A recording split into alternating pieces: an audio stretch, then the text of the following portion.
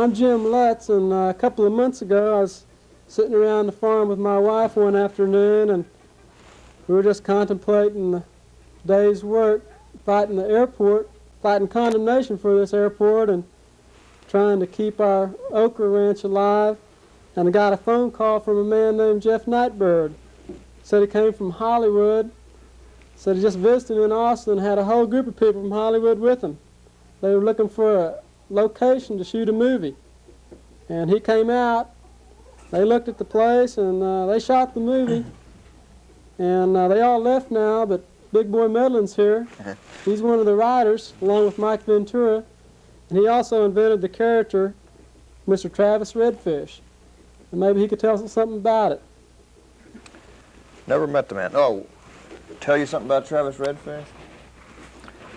Well, Travis Redfish originally was a real person. I guess he still is a real person. He's now Meatloaf, but I went to school with a kid who was a little bit bigger, a little bit stronger, a little bit more excessive than all the rest of the kids back in Odessa, Texas.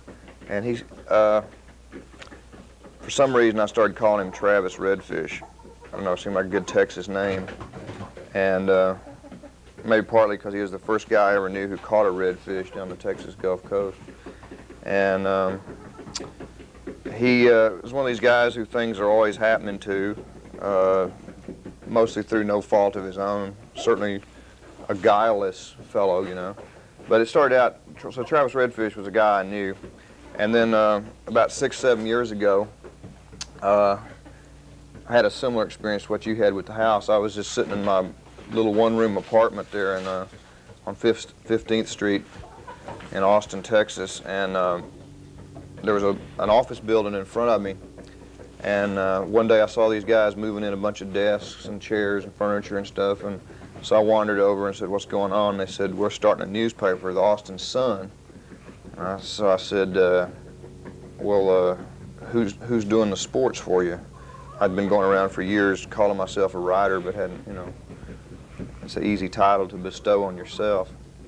And they said, "Well, nobody's doing the sports right now. Why don't you do it?" So for the first issue. So for the first issue, I did a little sports column, and I needed, you know, I just sort of put Travis Redfish in there. You know, it was sort of an armchair sports fan, TV watching, beer drinking column, and put Redfish in there as a counterbalance to, you know, my great dignity. And they liked the first one for some reason, and so did another one, and then pretty soon it got to be a habit, and I was doing it every week. And people started complaining. They said there's too much sports in your column and not enough Travis Redfish. So eventually the column sort of evolved from being a sports column with Travis Redfish in it to being just a story about Travis Redfish. Every now and then had a little bit of sports in it. And he became not just the guy that I'd known in high school and stuff, but, you know, sort of a conglomerate of everything outlandish that somebody did and ostentatious, you know, and a little bit of alter ego, but a combination of a whole lot of individuals, and just basically a symbol for the excessive and absurd spirit that I like about Texas and Austin. What's a great thing about the Austin Sun for Michael Ventura and I both is that it gave us that wonderful opportunity that people don't get too often. It gave us a chance to be bad for a while and learn what we were doing. Mm-hmm. I didn't have any idea not that I know what I'm doing now, but not to compromise your style in the early stages. Got to develop a style, and you know, got to develop a style with an audience, you know, which is not too many people get that opportunity. And Nightbird had a lot of confidence in us and let us do some pretty outlandish things. Some of them worked, some of them didn't. Mm-hmm. I guess Travis Redfish worked, because here we are. And a pianist I'd known up in Lubbock, Ron Clinton, really fine pianist, I was staying up on the floor of a friend of his. and I'd been in town a couple of weeks. I was eating pimento cheese sandwiches every day, and didn't have any money. And this friend of Ron's came in with Ron and threw this newspaper, the first issue of the Sun, and said, Ron says you're a writer, these guys need writers, you ought to go down there. And I did. I finally thought, actually, I ought to try doing this for a living. I've been doing it all my life at night. I ought to try doing it for a living. And I went down. Jeff, I had an essay that I'd written about a year before. It was the only prose I had. Most of the writing I'd done had been poems. And Jeff read a couple of paragraphs of the essay. First Jeff said, "Can you write?" I said, "Yeah, I can write." And he said, like a year later, he told me that I was the only person who'd answered that. He'd asked that to everybody who'd come in with a story or an idea or something, and they go, "Well, I try," or some answer like that. And I just said, "Yeah, I can write." And he said, "Well, what do you know?" I said, "Well, I know politics, but I don't want to write about it. I know movies." He said, "Everybody wants to write about movies." "I know theater. I know music." And just then the phone rang. It was the Creek Theater, Larry Martin, the guy who was doing it then. And they wanted to come down. They were asking for a critic to come down and review Tommy, whatever his name's, Woody Guthrie thing. And Jeff on the phone said, "Well, I'll send our theater critic." And I went down there and I asked Jeff, "How much do you paid this job?" And at the time it was $15 a printed page. And so I wrote every thing I could think of.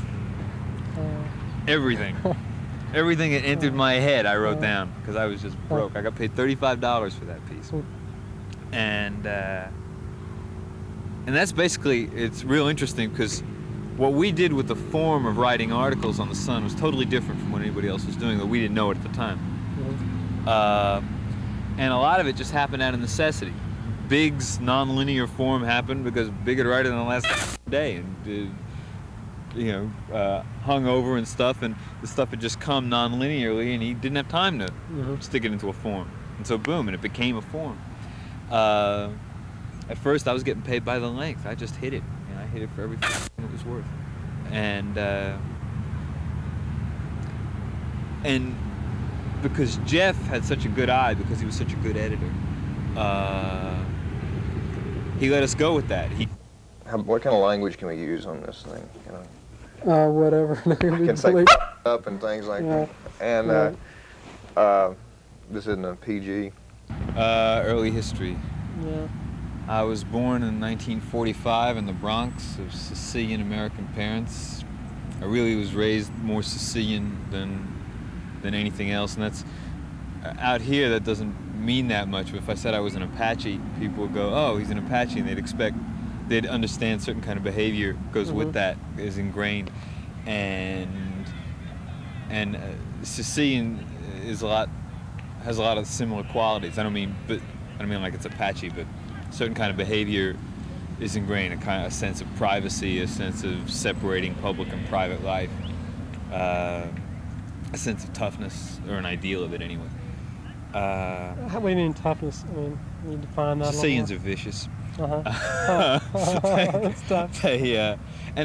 But very basically a sense of family. Now, in my people, that's just blood. And out here, and the way it relates to the Sun, is that sense of family that one of the reasons I like Texas is they had the kind of family sense that I had when I was growing up. That sense of your cousins, even more than your direct family in a way. And on the Sun, me, Jeff, Big, Bill Bentley, Eric Rosenblum, Colleen Brady.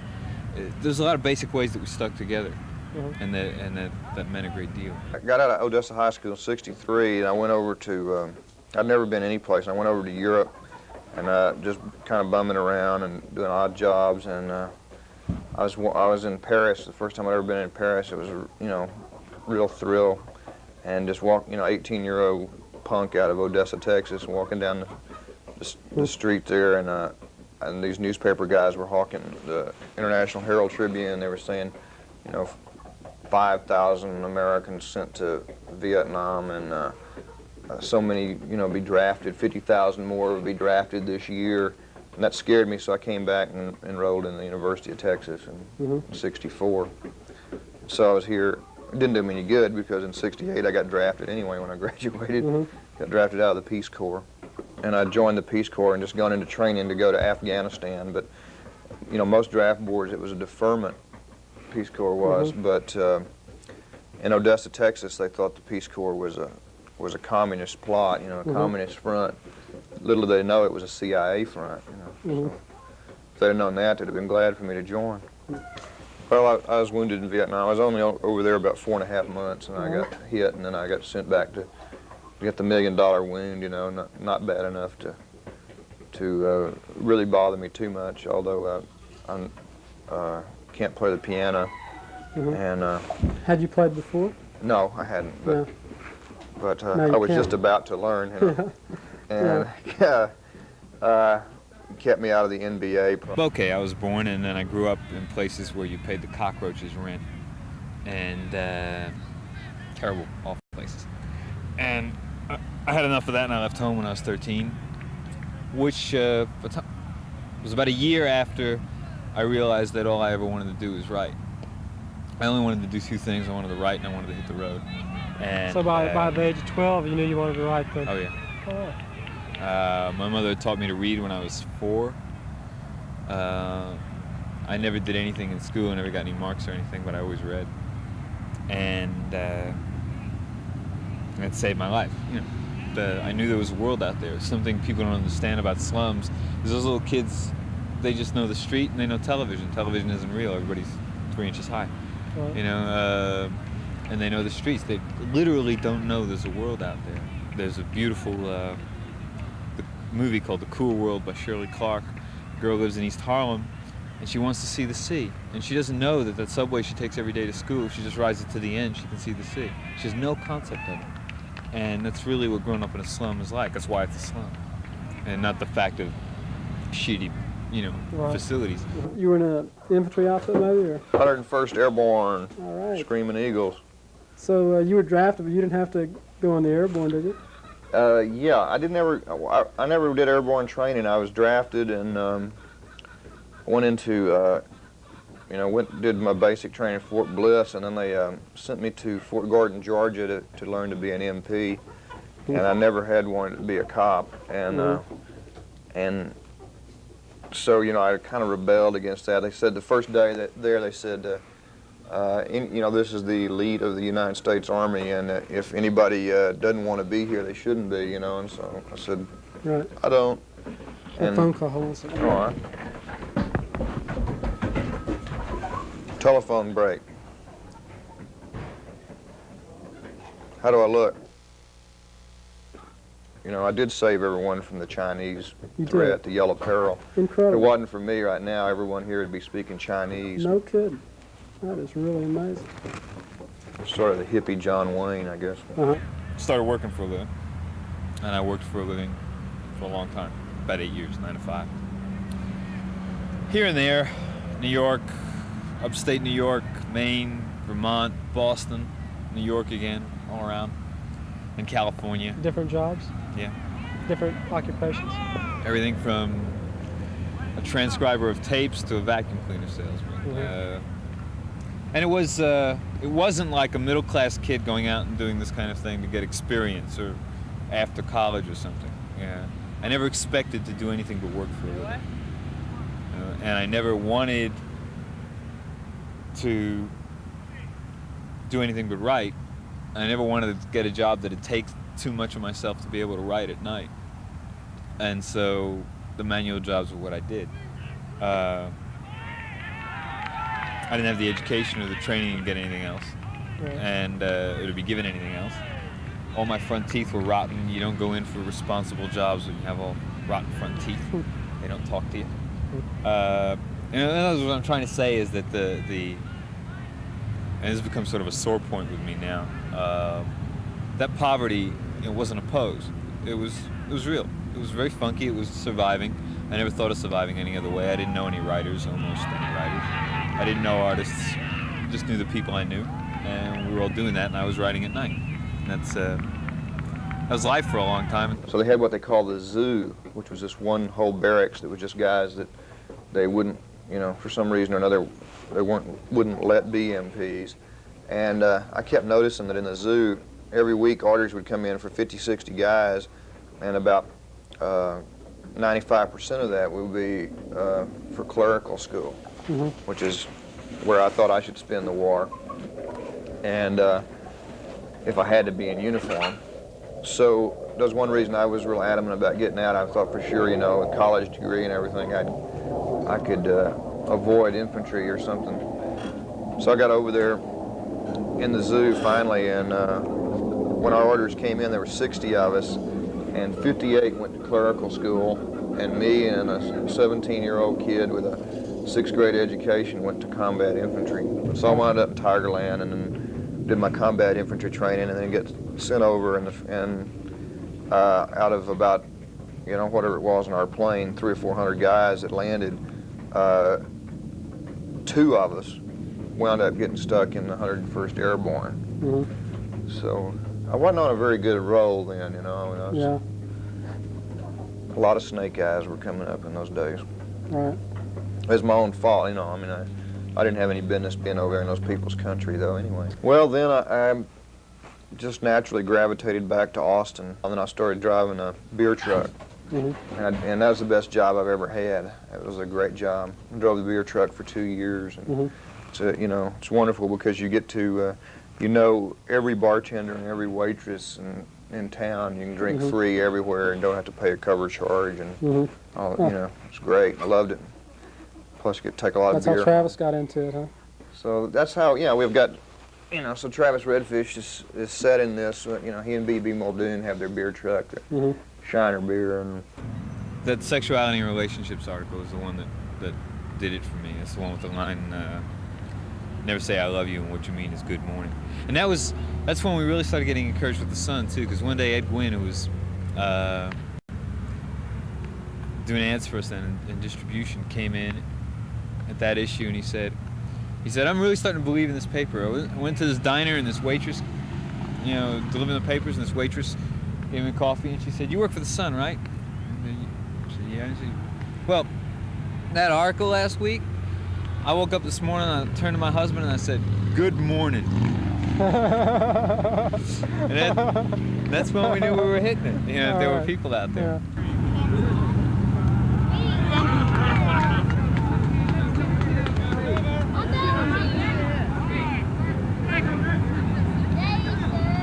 It was real interesting. I got that was my 29th birthday. The first Sun that had my first printed article and the check were both dated October 31st, 74. Right.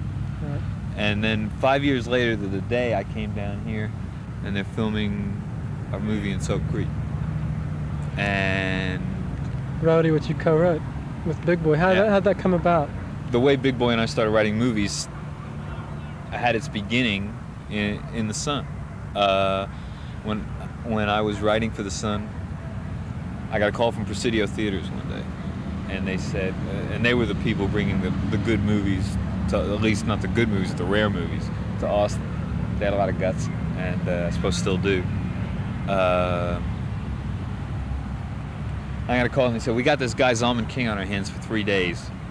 Yeah, just interview him, just talk to him. You don't have to print anything, just make it seem like we're doing something.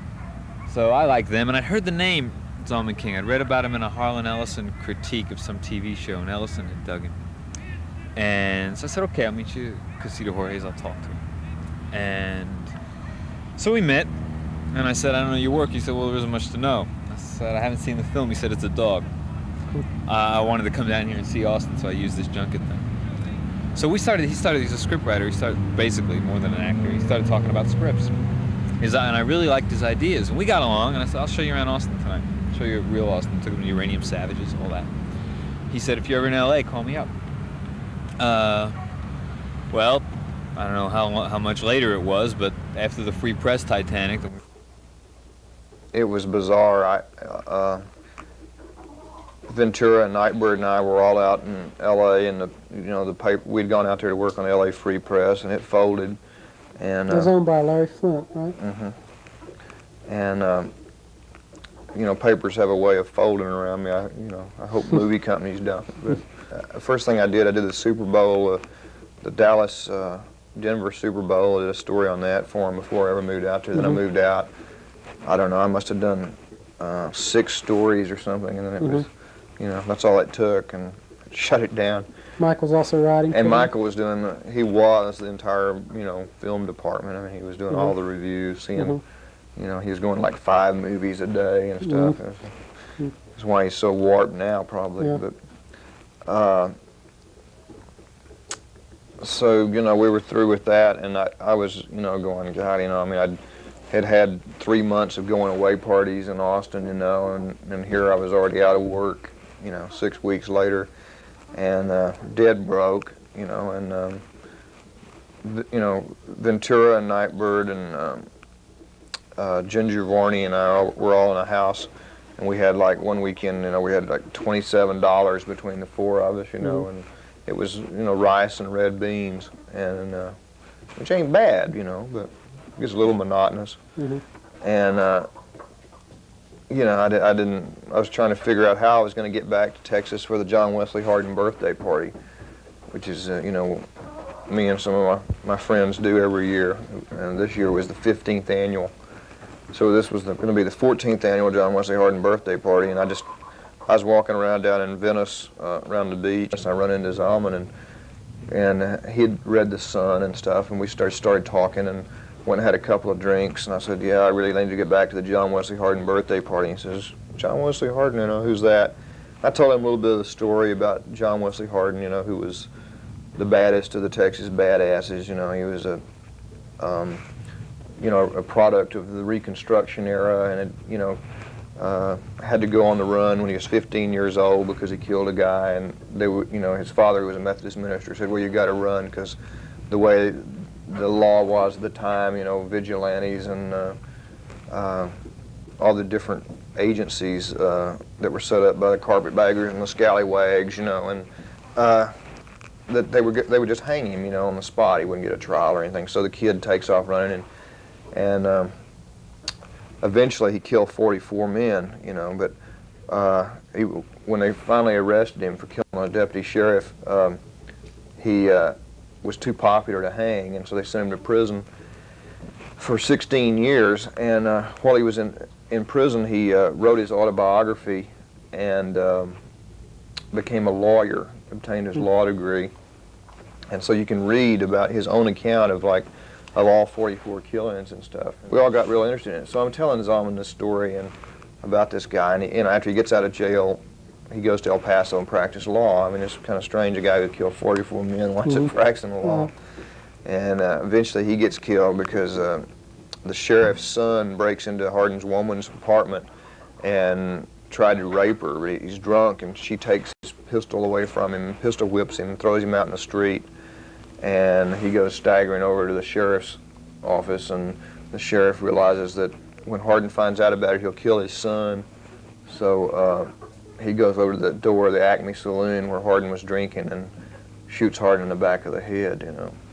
And Dylan had an album called John Wesley Hardin, but he even misspelled the name, you know. And he made him out to be kind of a Robin Hood of the Old West, and he wasn't. He was just a guy who was really a product of the times, and a bit of a psychotic and a bit of an intellectual, a bit of the poet in him. And so Zalman says, well, it's a great story. Why don't you write me a treatment? And I didn't know what a treatment was, you know. I never had a treatment, you know. And so I just blew it off, and then a week later, I got a check in the mail from Zalman saying for, you know, down payment for treatment on John Wesley Hardin. And so Ventura and I decided to do it together, and you know, we looked up in the dictionary treatment and started working on it, and we worked with Zalman on it real closely because we didn't even know the form for a screenplay, and we spent a year working on it, and finally got it. It's called Fandango, is the name of it. Zalman owns it and is trying to get it off. It is an independent project, but when we finished it, he said, I wish we had something else to do. Man, we didn't want to do a next one. We spent 10 months getting paid the equivalent of about $2 a day or less, because we got paid decent money for what we thought was going to be an 8-week write. well, it's 10 months later, and it's cost us money to write this mother, and it was really that kind of a joke. I mean, we were not up for writing another script at that moment. Michael and I had been talking about a project called Roadie, which was going to be more a serious look at, not serious, but a more real and factual, following a roadie around, you know, somebody, why does a guy willing to, you know, to do this kind of work and for this kind of wage, you know, I mean, the real backbone of rock and roll. I mean, none of the glory, but just keeping it going. And then that day in that meeting with Zalman, I just said, well, we ought to do the Travis Redfish story. And he went, great, let's do it. And we met Alan Rudolph, who we had really admired his stuff, you know, Welcome to L.A. and Remember My Name, and you know, and all his work with Robert Altman. You know, Alan came up with Meatloaf, which was a great idea, and you know, he was very Redfishian, you know, big, excessive guy. And Carpus C. Redfish, the father, you know, whose house this is, you know, you'll have to share forever that this is partly Carpus C. Redfish's house now. To a lot of people, it always will be. And who, you know, Art Carney played him in the movie, and I've seen the dailies of that, and he's great. And Zalman got in touch with me and Carolyn Pfeiffer in Los Angeles before there was a story or anything, and talked about it. Carolyn Pfeiffer's a producer? Right. I responded to it, and Zalman and I kind of came up with a story and worked with the guys, and we got a script. And because they're two new writers, we were allowed to give them a pattern, a path. Use my experience and Zalman's experience. Each of us written about 12 scripts. So it made it easier on Big Boy and Michael. Poor Big. When it finally all came down and we were all doing this for a lot, Big said to me, you and Alan and Zalman, the guys with the three worst senses of humor I know next to Jeff Nightbird, and I'm supposed to do a comedy with you. Yeah, well, it's a comedy. It's funny. You don't have to be so emotional about things. All of the characters are real. Everything, the situations are just absurd. But we've made them real. We've rooted everything in reality. There's a certain logic to our madness, and nothing is arbitrary, as bizarre as it seems. Right. We set it up so that the audience will say, well, this isn't really happening, but it really could. But it's like a comic book, really. Music hasn't totally been chosen yet. I wanted to go from the purest Texas music all the way through the most successful new wave music. So we go from Alvin Crow to Blondie. Along with Asleep at the Wheel. Sleep at the Wheel, Alice Cooper, Roy Orbison, Hank Williams Jr., and Standing Wave. And we're trying to redefine the American hero. That's been done a couple times, but I think we have a good shot at redefining the old new definitions. Right. I mean, because of Meat, we've cast a really big guy to play a hero, and this is a real working man's hero in this one. A real rock and roll working man's hero. And I think that's, I think it's paying off. Right. He's like a Superman. How about all the... Zen redneck was the first description. Zen redneck. Is that one of BB's Big Boy's terms? Yeah. Sounds like... Big Boy has thrust a brain lock and chair dancing and Travis Redfish on the American public at the same time, and should be hung and quartered. That's the true story.